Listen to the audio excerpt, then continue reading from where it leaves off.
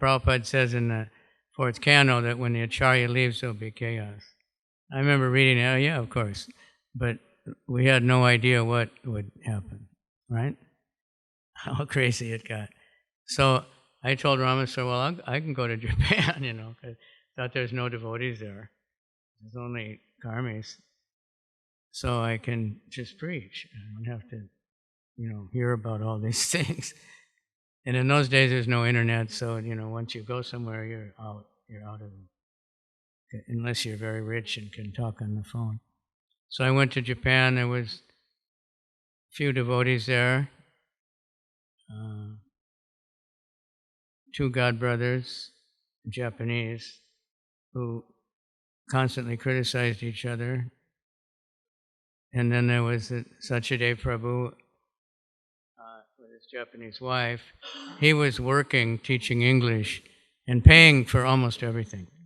And they just complained about him, that he should give them more money, because he told them to go on Sankirtan for their electric bills and stuff. So I was there, and I didn't know it. I didn't find out until later that one of the Japanese godbrothers had argued with Ramaswami like anything, that I shouldn't go there. We want only Japanese. So I didn't know that. I went there thinking, it's going to be really nice. But then gradually they moved on, and a whole bunch of people. They were Japanese, so they have their tendency to be very submissive. And they follow, the first devotees. I didn't know, there was nothing to do but go and distribute books, do Harinam. So the first devotees did that, so everyone that came, they just did that also. So we became, and somehow or other, I got a good translator, and because there were no books. And everything went like, and that was before India and Russia and book distribution. Japan was number one sometimes. Little place, not very many devotees, but they're Japanese. They really worked hard. And it went, and Ramaswami told me though, when I first went there, he said, you'll have to be very patient. And for me, that's like impossible. And I'm gradually learning, because after a while, the first devotee who was the Sankirtan leader got sick, and then everyone else followed suit. And we ended up with not very many. But so we didn't have much to do except book distribution, and it went really big. Quite, ecstatic. But then more chaos came. Yeah, first it was Prabhupada leaving, then it was a lot of other things. But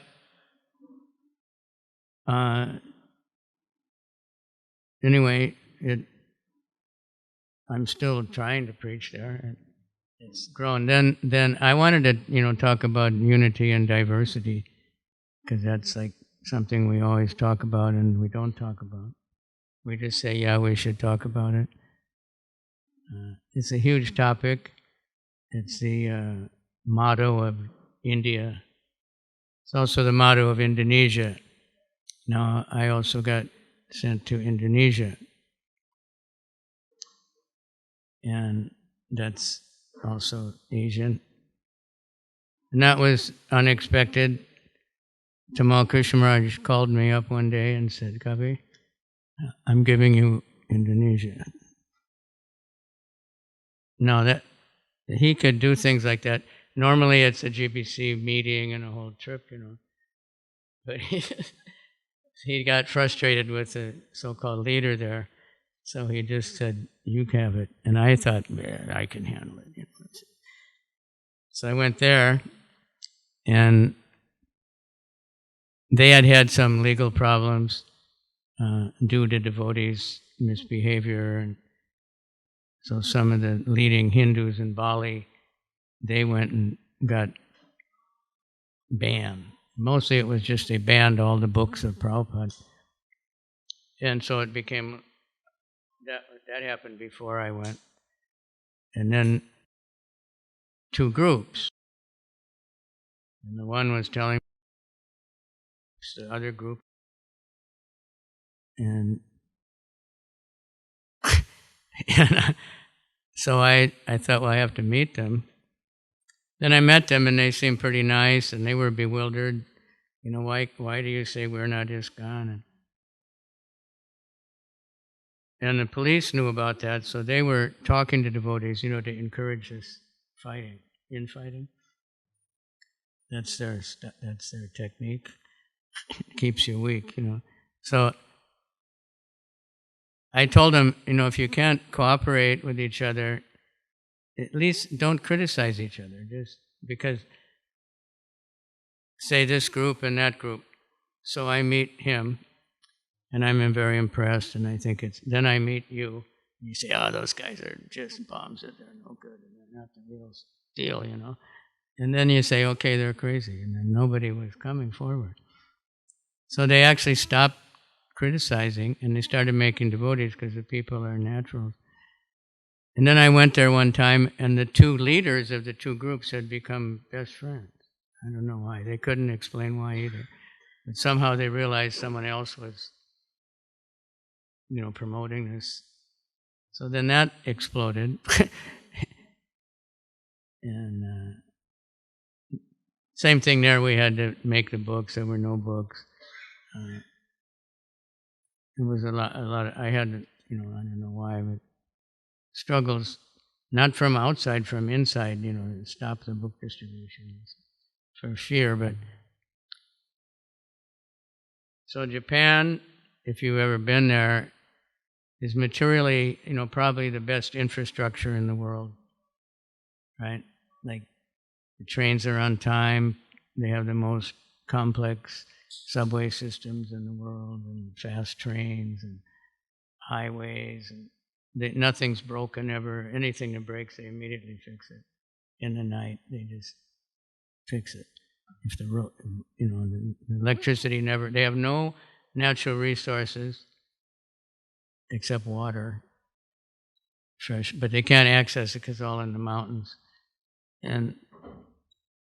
But there's never a shortage of petrol, there's never a shortage of electricity, natural gas in every house. Just turn it on. Everything works. And unlimited shopping centers, and you can go anywhere by train.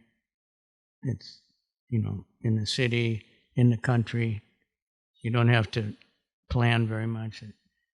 You want to go from Tokyo to Osaka, every 20 minutes a fast train goes. You just go and buy a ticket and go. You might have to stand up in the rush hour or something. And then Gopal Krishna Maharaj there was disturbance in West Africa. He was a GBC. Bhakti Tirtha Maharaj had not been able to go there because of politics, and some devotees had blocked his visa and different things. So one day, and just before the afternoon GBC meeting, I was in the washroom, and Gopal Krishna Maharaj was there. And he said, well, you can go to West Africa, right? I said, well, I don't know. So we went in the GBC meeting, and he said, Kavi wants to go to West Africa. Everybody said, okay, good. So I went there. Nigeria, right, had been like one of the best economies in the world. I didn't experience that. You experienced it? Yeah, it was 1 naira to 1 pound, British pound. When I went, it was 25 naira to $1. It's a big change. And there had been a lot of problems, internal problems with the devotees, and the big guru had just left. And so that was, and also the infrastructure is like the most, if you say India is third world, Nigeria at that time was maybe 10th or something. No telephones. So you want to use a telephone, well, we'll have to go to so-and-so's office, some Indian. Sometimes it would work, sometimes it wouldn't. And sometimes in the town there was one phone station or something. No good communication. A lot of devotees, but all split up because the economy had gone down. The Indians weren't donating. They used to pay the rent. They used to get a lot of free books, but that was all cut off. So there I am, white man. And there was, a lot of problems. But anyway, to get, what can we do? We just carry on. We have Srimad Bhagavatam, we have Prabhupada, and if we get people centered on Prabhupada, so in Japan it was to get books translated, Indonesia is to get books translated, printed. In Africa, the English language, but no books. You have to buy them and pay in advance. And so there's a lot of challenges. But somehow or other, we just keep going. We had some very good devotees there, the older devotees that joined in the early days when Bhakti Tirtha first came. But they were spread out. They were confused because Bhakti Tirtha Maharaj, he wanted to come, but he tried all over the world. He couldn't get a visa. Because somebody had created this politics. So, anyway, if you want to hear about Africa, you talk to. They had previously, the Indians would you have to pay your rent there 3 years in advance. Yeah, they don't trust anybody. So the Indians had, when the economy was booming, they were just paying the rent in the city centers, and they were all doing really nice. But then they quit paying because they didn't know what's going to happen to them either. And somehow they got some land out way far from everything donated, and they had to start from scratch. They couldn't even afford to go into the city to collect. And that's when I came in. And like I said, when Guru, that's the main chaos we faced in the 80s, 90s, and Guru had, fallen out. So the questions was, can a pure devotee fall down? Well, but they stuck it out. And gradually we got some money. I would get money somewhere else, by Krishna's grace. Get some books. So we're still trying. We'd love to have people visit, especially book distributors, to help. It was really big book distribution at one time. Japan was huge, like I said. But, the modes of nature are always changing, right? What does Krishna say? Sometimes the mode of passion, sometimes the mode of goodness, sometimes.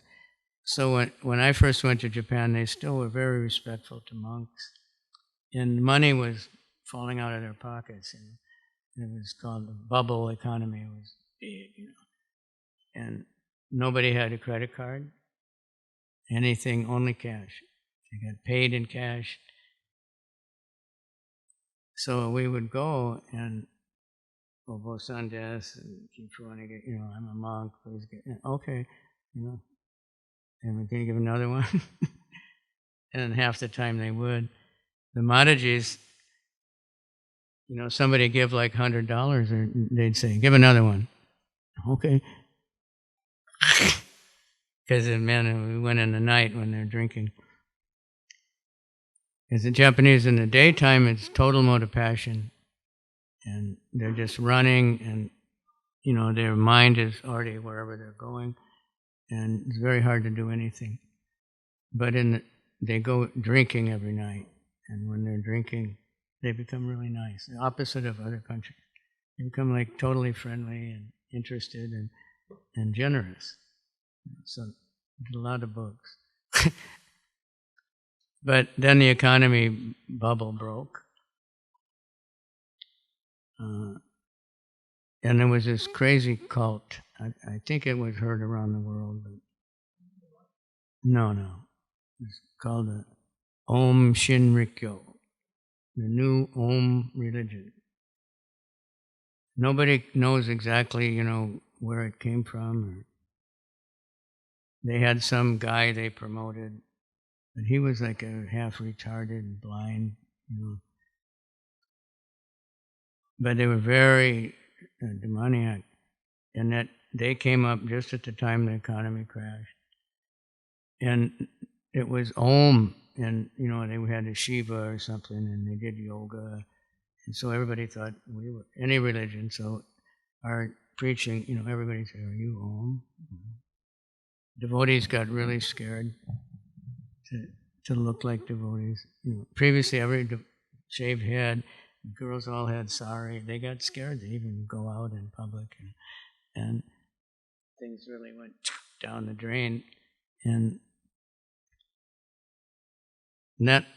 everywhere you look, there was, in Japan they have these huge you might have seen that movie. What was it? It's in the ISKCON in the movies, when they have these huge television screens, and they have them all over the cities. And everywhere you look, it was something about this cult, killing people, kidnapping people. It's all true also. They did all those things. They became very rich. And we got lumped in for a long time. Finally, it's down. The new devotees, they've heard about it, but that's about it. But their parents are still thinking, maybe you're in this cult. So preaching, what it comes down to now, we went through in Japan a lot of Harinam. Before, nobody paid any attention. We went out every night, 2 hours. Devotees would go all day books, and nobody would even look at it. We had 18, 20 devotees jumping like crazy. No, they just walked by. Once in a while, somebody kind of, we get all excited. They looked at us. Now, and then the devotees didn't want to do Harinam, and they heard how Prabhupada stopped it once in Bombay. I was always fighting. Now the devotee now they got into it and they go every day. And if you look on the internet, I'll get a projector next time. They have a Instagram called Stay High Forever. And these wild kirtans dancing, and they play all ukuleles. It's all girls. Many, many joined now in the last couple of years. So it changed. You can't get the easy donations, but people are interested. People have changed. Africa has changed a lot also. They're getting their whole thing together, right? Infrastructure. They had some uncorrupt government in Lagos and stuff, and started doing something for the people. But in Africa, you go Harinam, you get huge crowds crushing in on you, and if you hold up any kind of literature, everybody wants it, right? You have to give them away more or less in West Africa. So, but I don't know how I survived personally. But like this unity and diversity, in Japan when I first went, everybody was Japanese, except me. So it was okay, one foreign, gaijin, they call outside person. But they considered me like, their leader. There was one other foreigner, he left also. He was a little crazy. He was another one. I said that, he criticized everybody. So then there were no Indians, just one group of Indians. In 2 cities, there were 2 groups. And we didn't meet them or anything very much. But then all of a sudden, I guess the year 2000 or something, got flooded with Indians, Indian companies, Indians. So they naturally come to the temple. So then we got more Indians than Japanese. And not all initiated devotees. So then we get to diversity. There's enough diversity. Japanese, they have a saying, wari wari nihonjin. That means all Japanese. You heard that, like everybody says? You ever heard that? People say it all the time, right? Everybody says it. Everybody says it. You say, well, name one of those everybody's. They never can. So, wari wari nihonjin means all Japanese are exactly the same. But it's not true at all. They're very individual, more than anywhere else. But they hide it. And so when I first went, even the school kids, there was always a group of boys, a group of girls. There was never boy and girl together. Everyone had a uniform. You could go up with your magazines and in the middle of a group and, yeah, give a donation. Okay, and everybody gives something. Somebody give pretty good, somebody give a little, but you could give everybody a book. That changed. No more school uniforms. Everybody's fashion conscious. The boys and girls together. Everything changed. In the nighttime, people, same thing. Before there was only businessmen. Then all of a sudden, all the girls come from the office. Everybody's bewildered. So we had to change our whole tactic. And then we have the temple, all these Indians, they start giving the money. They take control. So it's a real challenge to that Krishna, the only thing that everyone has in common is Krishna's in their heart. So if we try to please Krishna, then we can please, the majority of people, ultimately. But if we're trying to please people, you can't find, right? Who's who? Here in Africa, we have the tribes. So for me, I don't know. What do I know? They're all the same, right? But they know. They know immediately. Oh, he's a Igbo. They're like this. He's a Hausa. They're like that. Just by the way they talk, everybody knows. But for us, like Indians, for us, they're all the same. He's a Gujarati. He's a Marathi. He's a Tamil. And we have our idea what they are. So when you get all these people together, we have to really push for more kirtan. Like he was saying, if we have a program every so often where everybody can go out and distribute some books, at least, and when they do that, it's Harinam. Harinam means everybody cooperates. Kirtan, everybody cooperates. Nobody, tells the lead singer, change the melody or something. Only a few passionate mridanga players sometimes. But that's getting much better.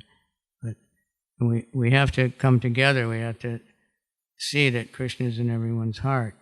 Then every place is the same ultimately. The souls are all the same.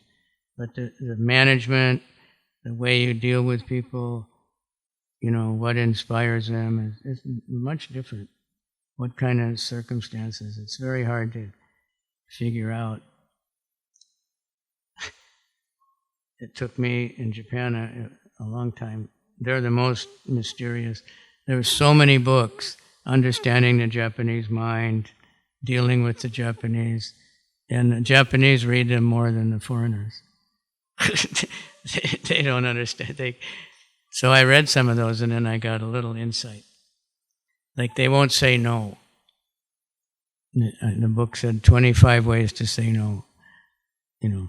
Like just acting like you're deaf, acting like you must be talking to someone else. Wakaranai, that means I don't understand. You say, can you give a donation? Wakaranai. It just means no. A few people will say no, something like no. So it's very frustrating when devotees, they you don't know. When I learned that, then I did a little better. But and for me, my mother, Japanese, they bombed Pearl Harbor. That's what they are. My mother grew up in the south of America on a farm. Her grandparents, they had slaves, I think. And even when she was a child, they more or less had slaves, not officially, but almost. And she was very prejudiced against everyone, but especially the Afro-Americans. So there I go to Africa. And the devotees are especially nice. The African people in general are very nice. They're very religious. Everybody believes in God. They have culture, they're polite. Not like we hear about how they are in America, what they say they are. But still the mind, whenever there's trouble, my mind remembers all these things. But somehow Krishna let me hang in there, and the leaders have come up very nicely. So we need a lot of help. Even recently, like I went to Dubai, and I was always asking for donations for Africa, for books. And they would avoid it. But then some of the devotees stopped through there. And they're very high-class yeshivas, another one, Ganachakshus. And then they saw that, they're really devotees there. Because they also hear in Nigeria, what do you hear? Riots, Boko Haram, that's all anyone in the rest of the world hears about these countries. Inside, it's not a big deal most of the time. They're just struggling for existence like everyone else. But they all believe in God. And the educated ones, they love to read. And if we have books, they love it. So after meeting them, then the Dubai and the UAE people, they got really fired up and started donating a lot of books. So now we have books, we have some arrangements. The challenges are just, we get books, pay for them, pay for shipping, and then they get there and then the customs people just work you over, No, your shipment's not here. You didn't give this paper, you didn't do that, you didn't do this. And we did it, And then finally we found your books. Now you have to pay $10,000 for storage, Now we got up past all that. So, but that's any preaching in the world now. We need pioneers. There's a lot of places to go. Asia, there's still Cambodia and Vietnam and Laos and every town and village, all over the world. There's so many people everywhere. So that's, I can just get started. I recommend if you go on, I'll have to, for devotees have many different channels.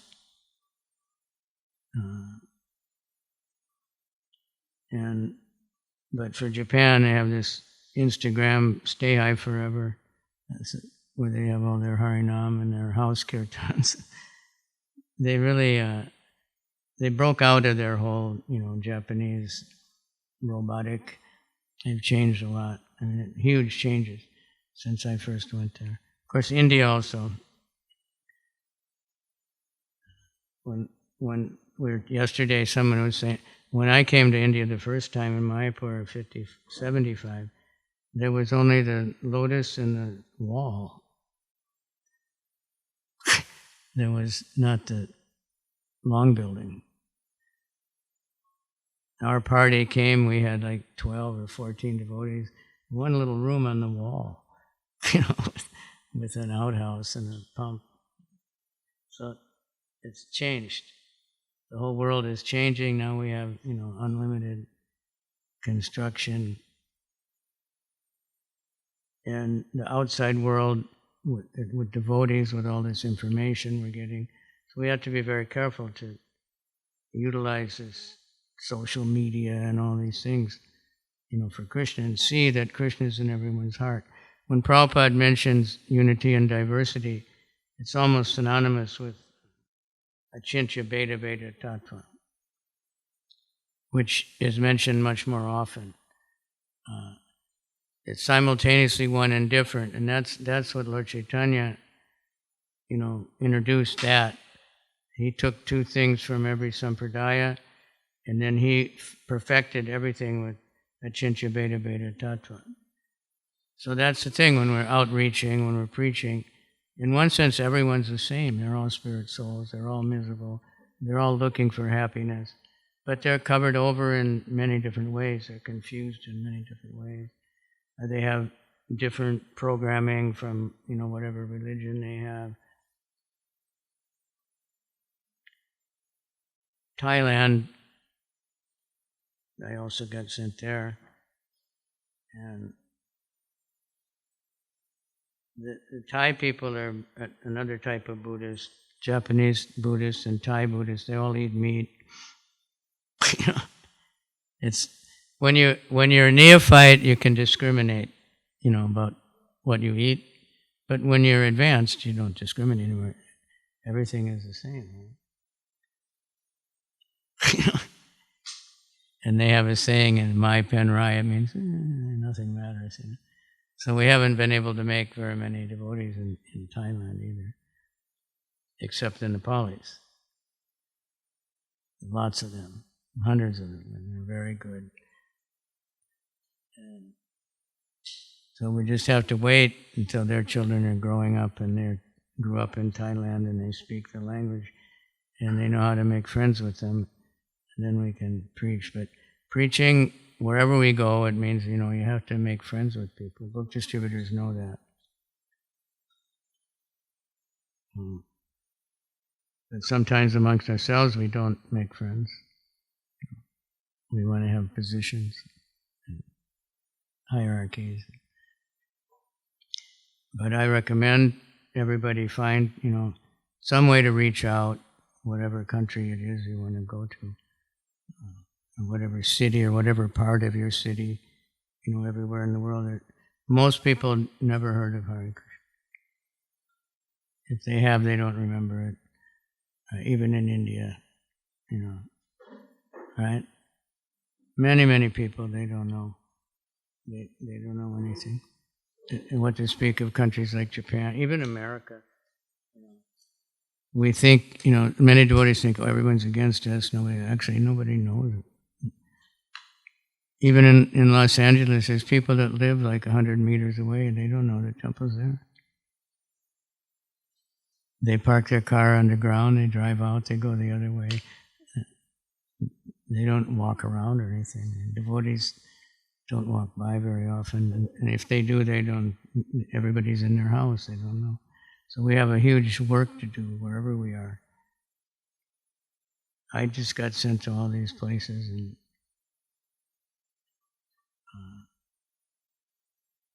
that's about my only credit. Nobody else wanted to go to them. Now they do. Now everyone likes to come to Indonesia, to Bali. But West Africa, we're begging because it's not a stop, like London, everybody stops over, right? Los Angeles, New York, and people stop over all the time. Those places are at the end of the line. You have to buy a special ticket, you have to get a visa. It's not like people come very often. But the people there everywhere are just waiting for Krishna. So I'm sorry I didn't really give me much time to prepare. I have to next time have, some of the internet stuff and the videos of what's going on now. In the early day, we had a lot of devotees in Japan, and when we came for the Mayapur Vrindavan Festival, I had the biggest group of any country outside of America and England or something. Is it 15 or 18? We had incredible marathon 2 months, in December and January. Everybody went out. Everybody worked 12 hours a day. They're Japanese. And then we all came to my part. We did the first Braj Mandala Parikrama. We did the first, it was a Gaur Mandala Parikrama in 30 days, not just this few days around here. It was big. And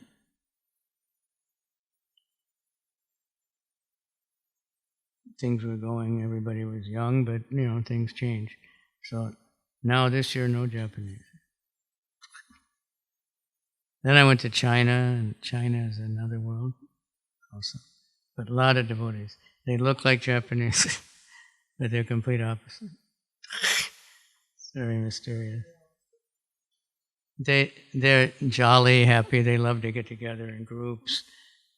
Yeah, you go in the park in Japan, and people are just running through the park because it's a shortcut to the train station. Nobody's sitting around, or else they're just touring something. You go to China, and everywhere there's groups of Tai Chi, dance, everything you can think of, in groups. And at night, they get out, they go, and they put up big speakers and music, and big groups of people dance around. And so we do that sometimes also. They don't know it. It looks just like kirtan. Japanese are full of anxiety. Like everybody notices it. And the Chinese, they just relax. So we have a lot of devotees in China. But everything is, now we can't go there. And now they can travel, but he said the ticket prices are so high now, but they're free to travel except to India. Used to be a huge group there, right? But India won't give visas. Politics. So anyway, that's a little bit of my experience. I went through a lot, going back and forth, and also physically, between West Africa and Japan, about as long distance as you can find. So, and externally, even the consciousness of people, Japanese, like, they don't know they have no idea of God. Nobody really practices Buddhism. They go to the funerals at the temple. But in West Africa, everyone goes to church.